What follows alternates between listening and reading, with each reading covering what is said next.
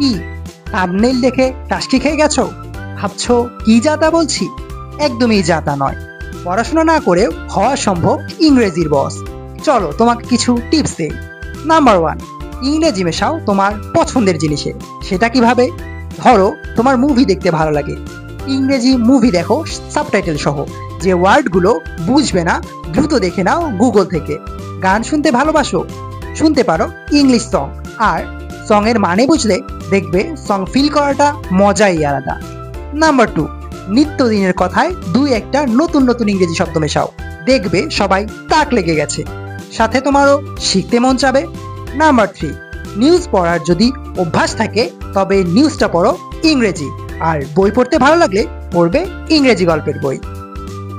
Number 4, যখন বিরক্তি হবে চ্যাটজিপিটির সাথে উলটপালট ইংরেজি বলে তোমার মনের কথাগুলোকে শোনাতে পারো।